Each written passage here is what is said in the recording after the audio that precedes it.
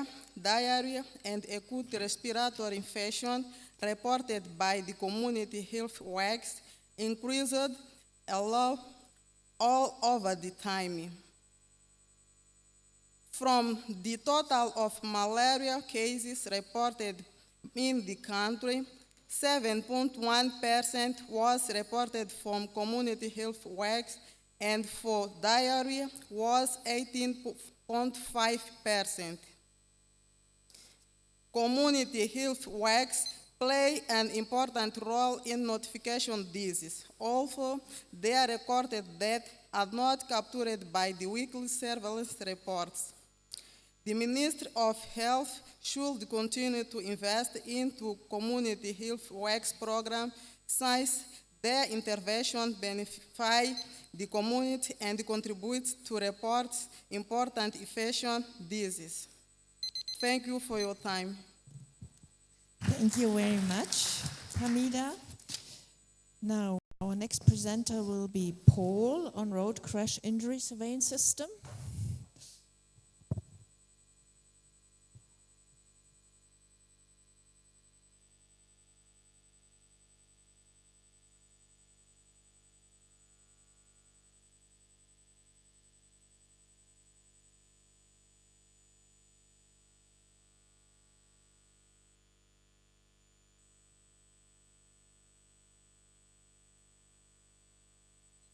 Good morning, ladies and gentlemen.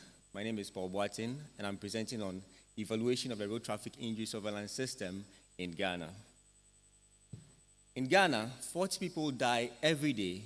40 people get injured on our roads each and every day.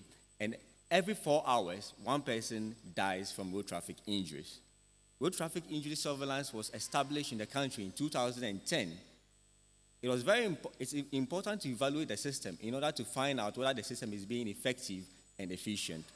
The aim of my study, therefore, was to find out whether the system was achieving its objectives, whether the system was useful, as well as to assess the system attributes. The study area was a Gas South municipality.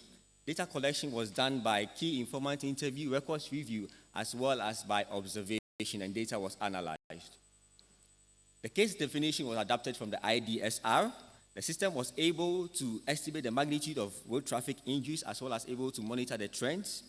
It was also able to identify some risk factors for road traffic injuries. However, the system was unable to properly estimate fatalities from road traffic accidents.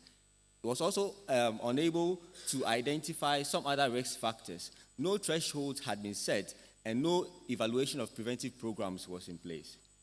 On the system attributes, it noted that data discrepancies were noticed. No particular injury classification was being used. The system heavily relied on donor funds. Erratic electricity supply affected the operation of the system, and there was no intersectoral collaboration. To conclude, the system was partly useful and partly achieved its objectives. The system, however, was unstable and had poor data quality. Thank you very much for listening. Thank you very much, Paul. Now, the next presenter will be Claire, risk factors for anemia amongst children.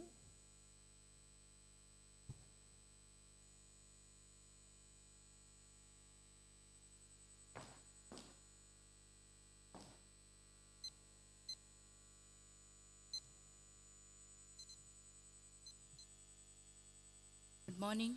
My name is Claire Nareso. I studied the risk factors for anemia among children aged 6 to 23 months.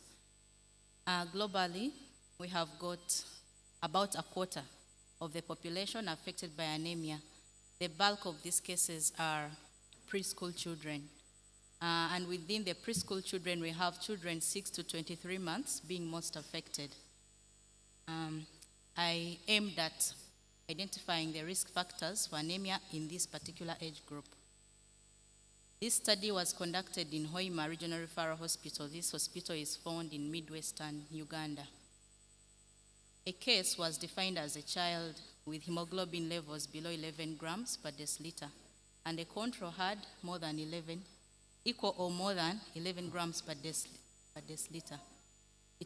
The case control study was unmatched and hospital-based. a number of variables were assessed. Anemia as the outcome variable was assessed using the HemoQ-HB 301 analysis system. And then a lot of interviews were conducted, and also nutrition assessment was done. Among the results, not deworming children, having malaria, stunting, long duration of illness, and poor diet diversity. Also, large household size were the risk factors for anemia in this particular age group. These factors are multisectoral. As you can see, they are nutritional, health, and social. I therefore recommend integration while sensitizing the mothers of these children. Also, we have to scale up malaria control programs. Thank you. Thank you very much. Claire, now we come to the next presenter, that is Mazira, risk factors associated with typhoid intestinal perforation during an outbreak.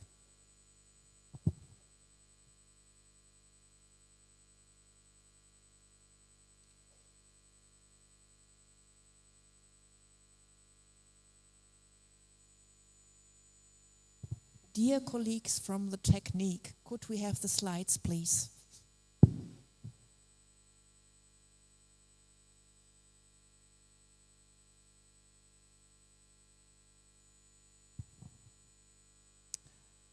Hello.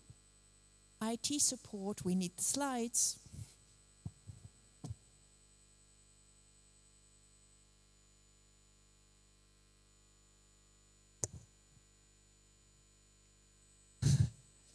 Are you working on it?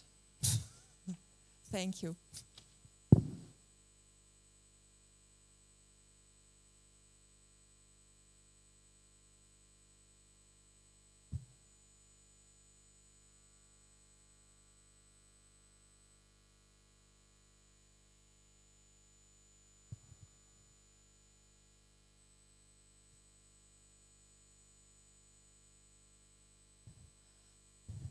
I'm sorry for that, but sometimes technique should make our life easier, and it does. Okay, your floor. Thank you very much. Good morning, everybody. I'm Ben Masira. I'll be presenting on the risk factors for typhoid perforations in an outbreak of typhoid fever, which happened in Kampala, Uganda. In 2015,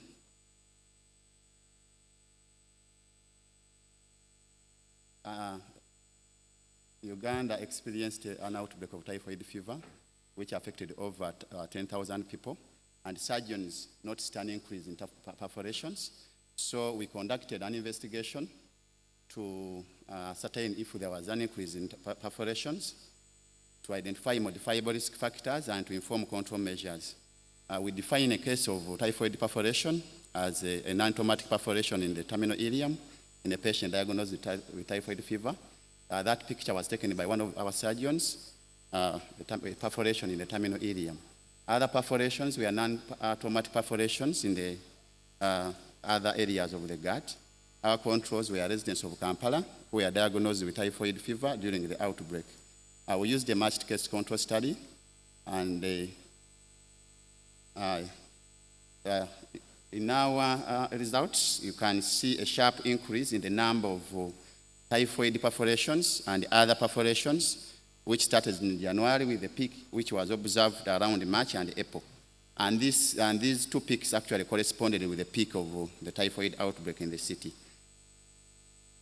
Well, when we looked at risk factors, we actually found the following risk factors to be associated with perforations. Number one was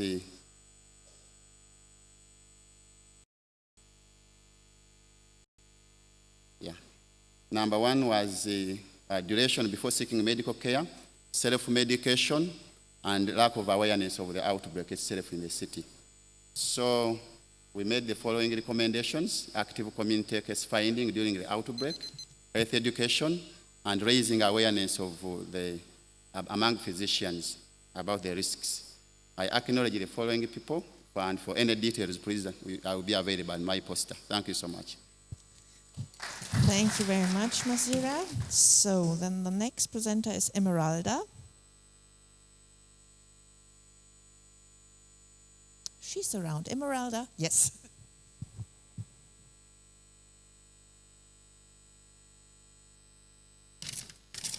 Morning. My name is Meralda. I'm from FLTP, Mozambique. I'm here to talk about sputum quality and TB diagnosis in National TB Lab, Mozambique.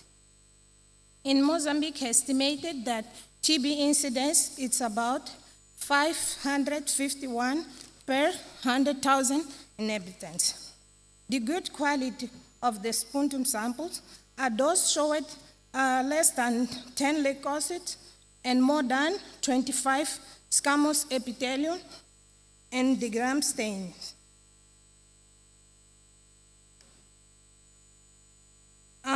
This was a retrospective cross-sectional receptors analyzed using secondary data collected from laboratory informatics systems where we produced descriptive statistics and frequencies. Most of these samples received was typed mucoid and saliva, and they are provided with the male patients. And most of those results were negative in smear and solid cultures, but in liquid culture, most of them without information. Most of samples tested negative in TB, and more than present a higher proportion of contamination in solid culture. We recommended to screening these samples with the gum stain before culture and monitoring the results periodically. And we would like to thank all those people to have us doing this job. Another thing is on my poster outside. Thank you. Thank you very much, Emeralda. So then our next speaker will be Fernanda on Pseudomonas aeruginosa susceptibility.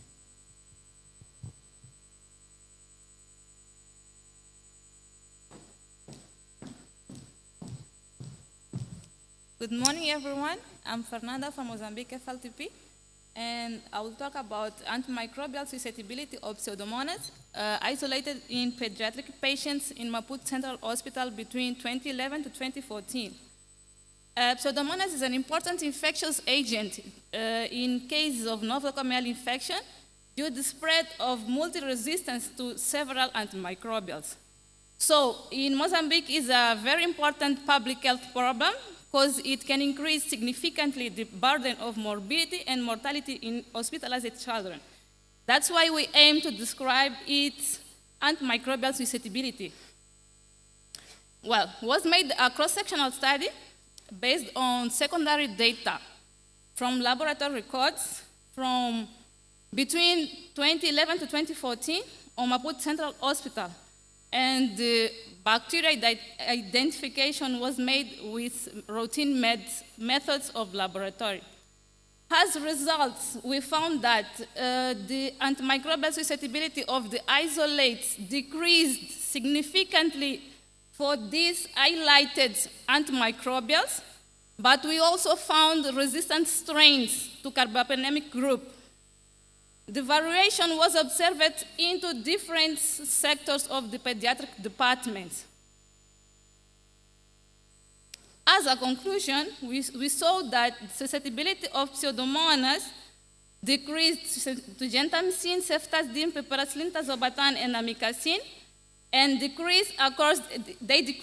decreased across the years, but it also varied in different pediatric sectors to ciprofloxacin. We also observed resistant strains to carbapenem, that is the last prescribed line. So we recommended the continuous surveillance of antimicrobial resistance to monitor the susceptibility antimicrobial patterns of this agent. And we also recommended the increase of infection control measures at pediatric departments. I want to thank these special persons for all the support to the Afenet for the opportunity, and all of you for the attention. Kani mambo. Thank you very much, Fernanda. Now, our next speaker will be Manga on prevalence and risk factors of hepatitis B virus infection.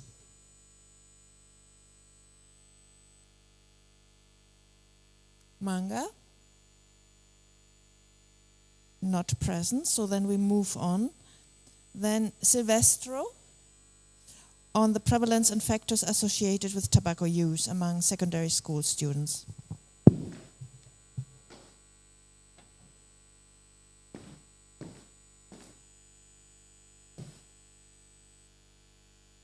Yes, good morning.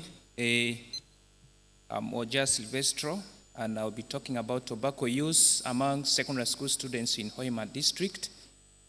Hoima is located in the western region of Uganda, and in 2015, the year when we did this study, tobacco use prevalence among secondary school students have been estimated very, very high compared to the national average.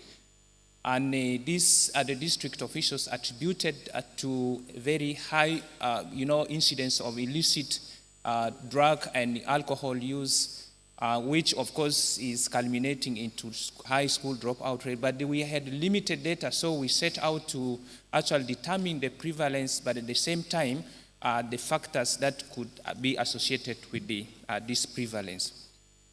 This was a cross-sectional study, and in which case we selected randomly and interviewed 688 secondary school students using self-administered questionnaire. Our outcome variable was the current tobacco use, which was defined as a person who was smoking the last 30 days, and we used the modified Poisson regression model to analyze our data. The results indicated that male students had actually more than twice tobacco use prevalence compared to female. We had the factors which were associated, and having classmates or friends who smoke, also having male parents or guardian who use tobacco were associated with the tobacco use. However, we had students who had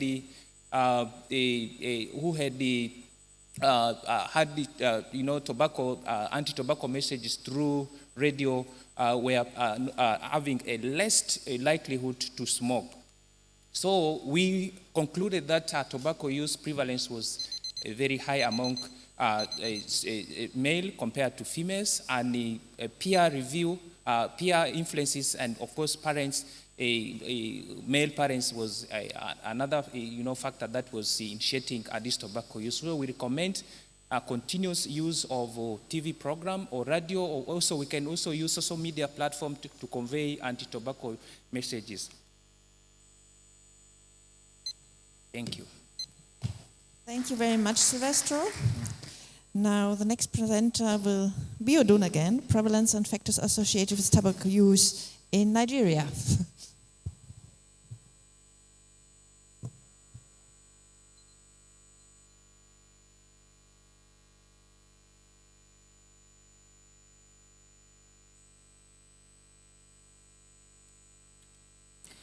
Good morning, I'm Oladejo Abiodun from the Nigerian FELTIP. I'll be presenting the prevalence and factors associated with tobacco use among adolescents in Abuja, Nigeria. 1 in 4 mid-adolescents in Nigeria smoke their first cigarette before the age of 10 years, and 50% of such smokers are more likely to die prematurely. Our objectives were to determine the prevalence and factors associated with tobacco use among adolescents.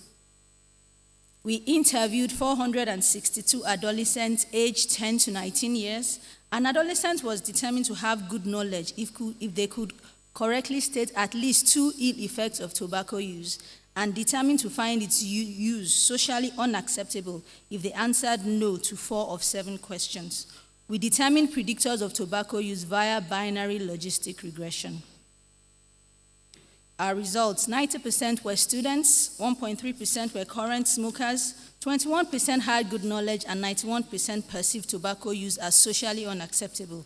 The determinants of adolescent tobacco use were taking alcohol, having friends or relatives who use tobacco, and feeling that tobacco use makes one smarter. In conclusion, the prevalence of tobacco use was low, while, however, knowledge on tobacco use was poor, and social influence and perception were important predictors for tobacco use. We recommend that the government promote adverts that link tobacco use with a negative social image and institute tobacco health programs that help adolescents build skills to recognize and resist negative social influences. I acknowledge the following. Thank you. Thank you very much, Biodun.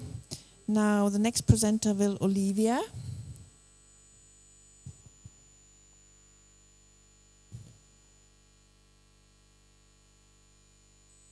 So she's talking on the profile of HIV patients receiving RT.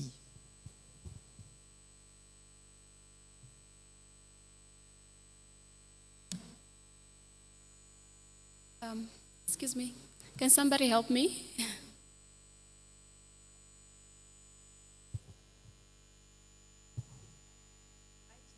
IT, colleagues, IT support. We need the slides. Thank you. Okay. Good morning. My name is Olivia Nakwafila. I'm from Namibia FLTP. I'm going to present on the profile of HIV patients receiving ART from Katima Mulilo State Hospital in Zambezi region from 2005 to 2014. It is known that worldwide, 1.2 million people have died of HIV-related causes. Out of the 14 regions in Namibia, Zambezi region is the #1 region with the highest number of people that are infected with HIV. Therefore, we conducted a study to describe the enrollment trends of HIV patients that are on ART from Katima Mulilo State Hospital for a period of 10 years. Oops. Okay. This was a descriptive cross-sectional study whereby we assessed patients' morbidity and mortality trends that were registered on ART. We used a chi-square test for linear trend, and then we measured the statistical significance at 0.01. And then we also used a time series plot to describe the cases over time. The total number of cases that we investigated was 9,986. There was an initial increase from 2005 to 2008, followed by a decrease in 2014. The difference in the number of cases was statistically significant at a p-value of 0.01. The percentage of HIV cases who died at the end of the enrollment program has also declined, and the difference was also statistically significant. In terms of age group, 20 to 39 years of age had the highest number of HIV cases. In terms of marital status, it was people that are single. In terms of gender, it was females. We concluded that preventative actions that are in place, they are probably working, and patients are aware and they understand how important it is to adhere to medication. We recommended sustained health education on HIV prevention and adherence to medication. Thank you. Thank you very much, Olivia. So now, one presenter, I give him a second chance. Manga from Uganda, prevalence and risk factors for hepatitis B. Is he around? No, he's not around. So we have 10 minutes time for question and answers. But beside that, I encourage everybody to go to the posters and to discuss with the authors their finding. So I don't know whether the technique is working with us. Yes. I would ask three colleagues who have questions to come forward to ask these questions. Nobody has a question? So, then I have questions. My first questions go to Fernanda. Fernanda was talking about the Pseudomonas aeruginosa susceptibility. And Fernanda, you talked in your recommendations so that surveillance on antimicrobial resistance should be continued. Is such a place, such a surveillance in place in your hospital or in your area? I would be very interested to know about that. Another question goes to our second presenter, that was Pani, who talked about the secondary data analysis of typhoid. I would be very interested to know, so what was the case definitions? Because I know for Nigeria, when you go, unfortunately, in a primary healthcare center and you have fever, you have typhoid and malaria, and you're diagnosed for both and treated for both very often. I would like to know about that. And then on the snake bites, I'm sorry, I don't get the name, so Amatus. You said the peak was in July and November. I would like to know what are the reasons. Do you have an explanation for this?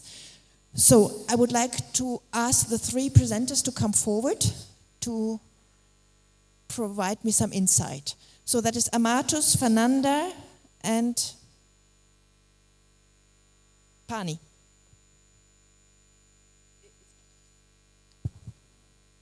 Thank you. For the case definition for typhoid fever, my district of work,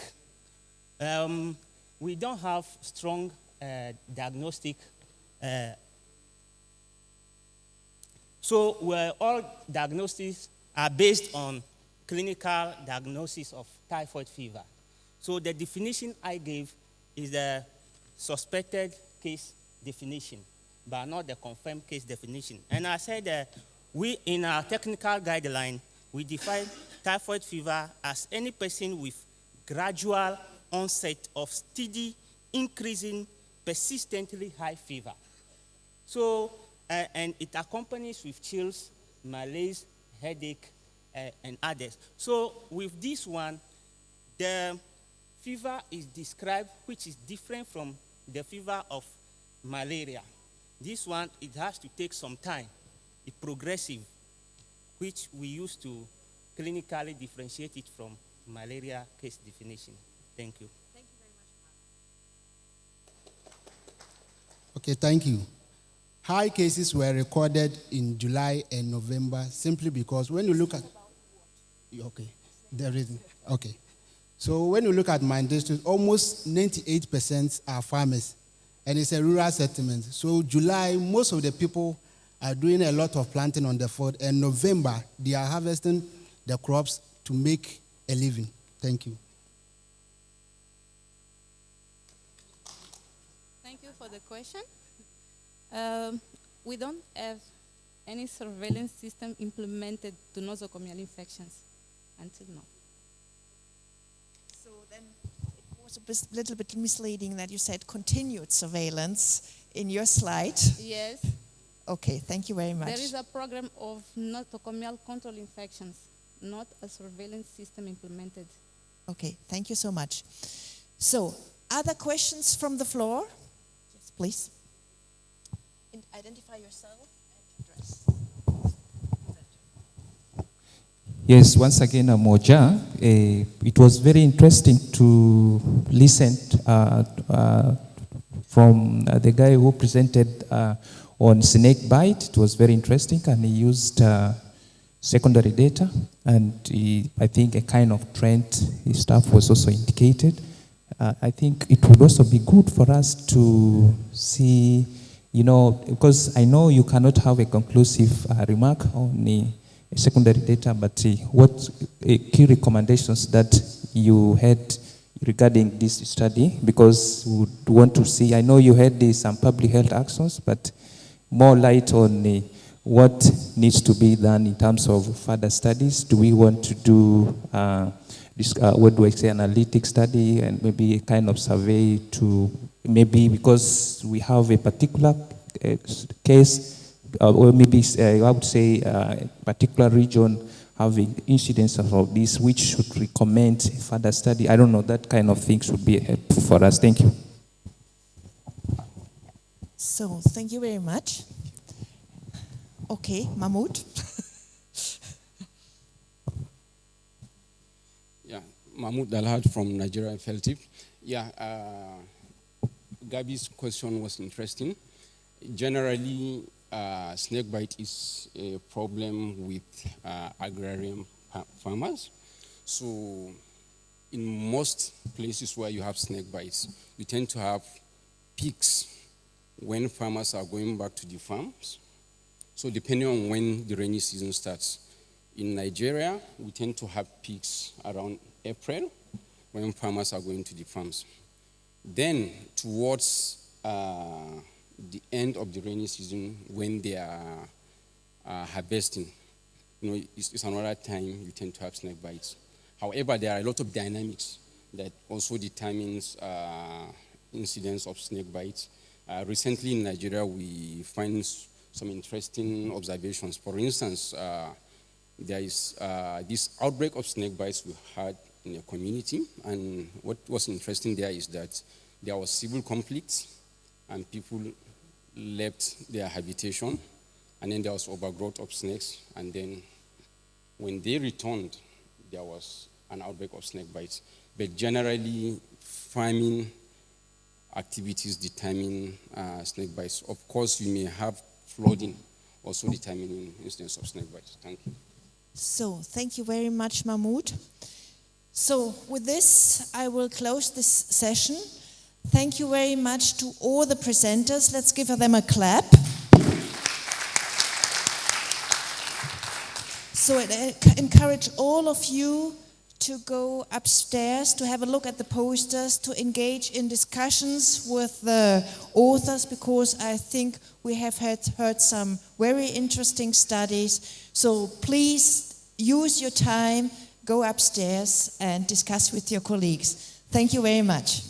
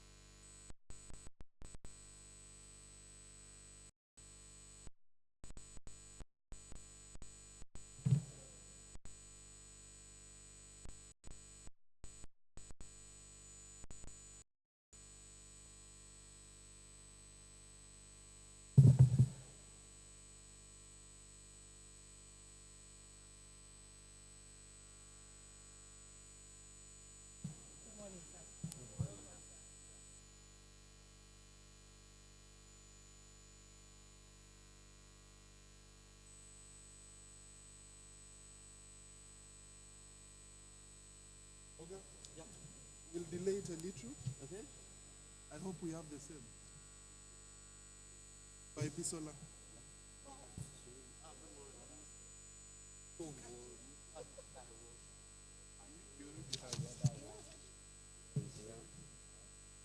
So it's about global health.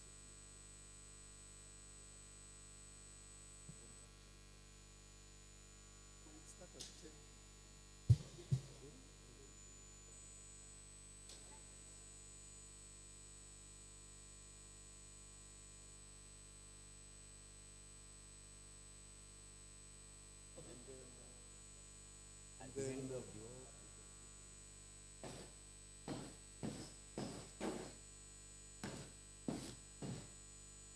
Oh, it's pretty straight. Yeah, it's forward and this is backward the and the pointer. pointer. Straight.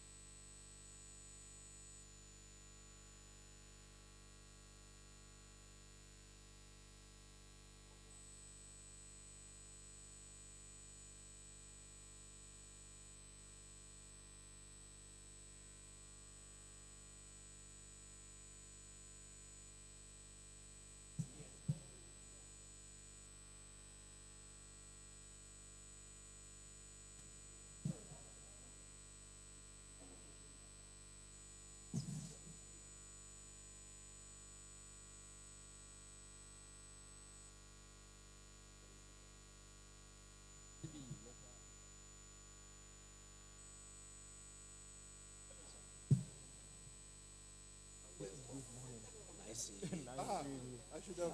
I didn't realize. This one is my organa. How is that?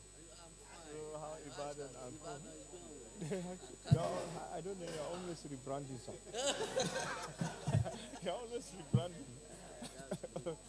Yeah, that's good. So it's an opportunity to listen to the guru like you. No, not like that. In fact, it's just 15 minutes, so it's just highlights. Yes. There, and we took your advice while you were up, in yes, about those residents. Exactly. Okay, sir. Yeah.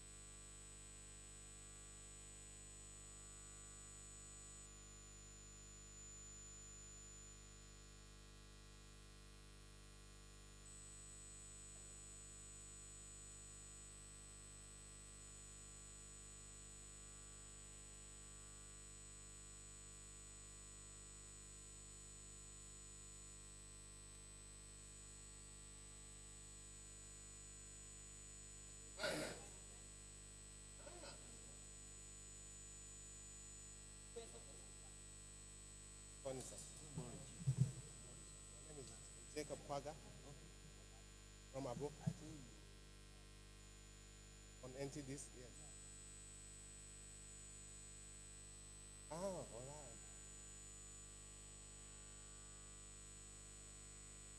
We have I'm from veterinary medicine.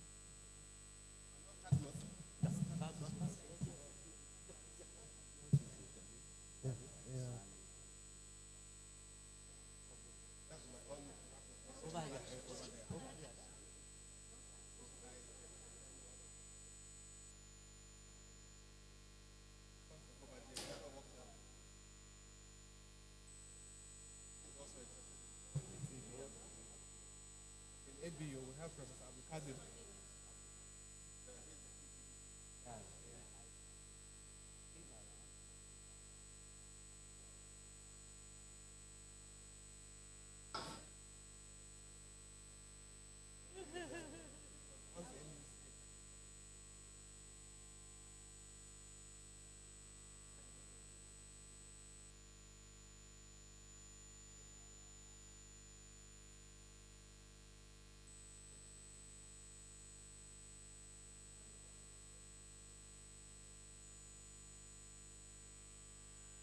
No, I'll phone them. A few more minutes. Okay, okay. There is no lot of pressure. We have to mobilize people.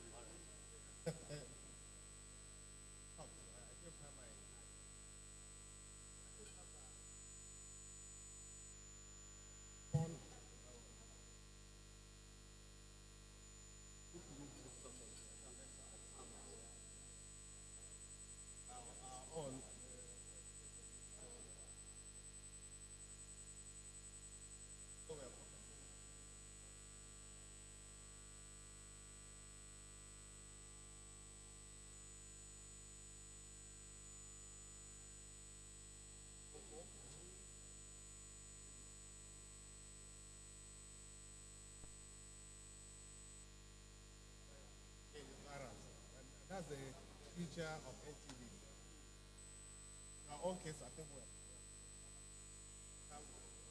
have to help me. What bacteria? I mean, one protozoa.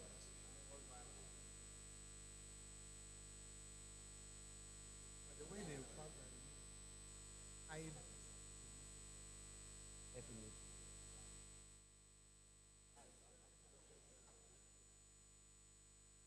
Graduate X number. We're actually using it.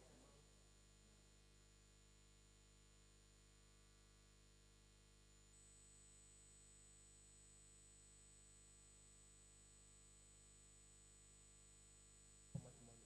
It is so much money. Which is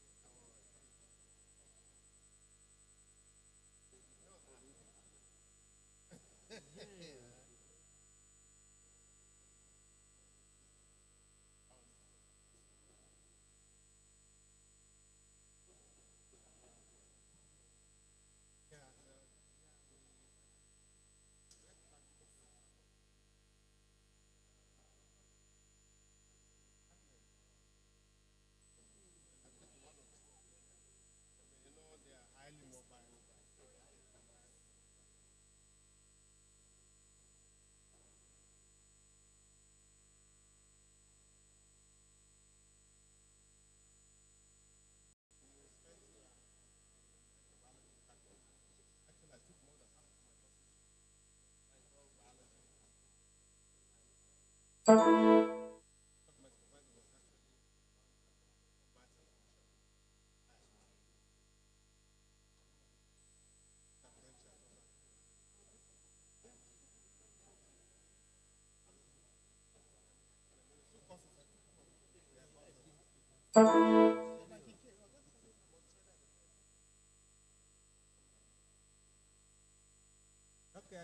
morning, Prof.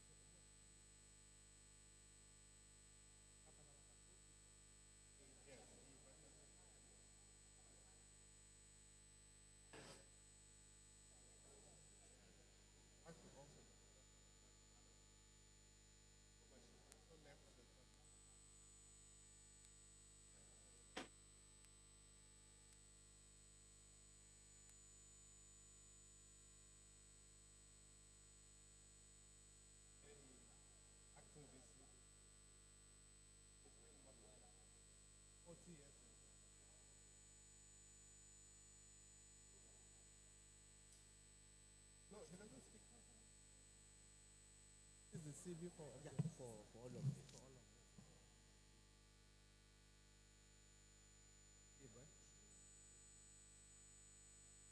Okay.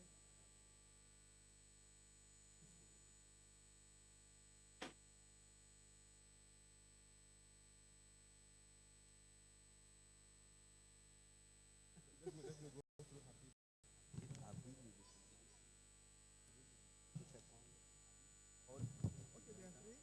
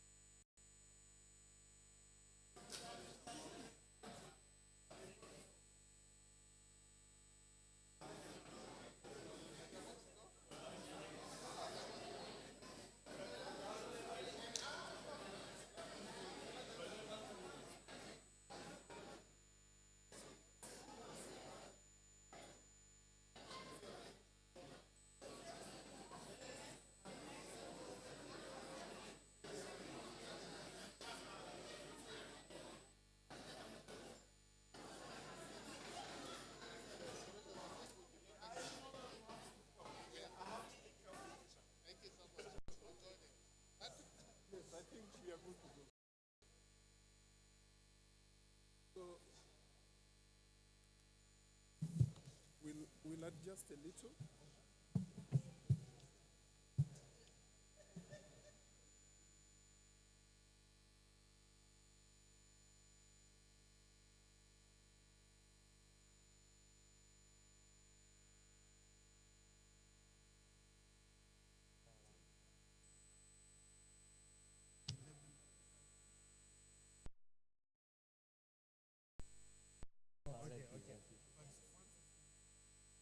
It's okay.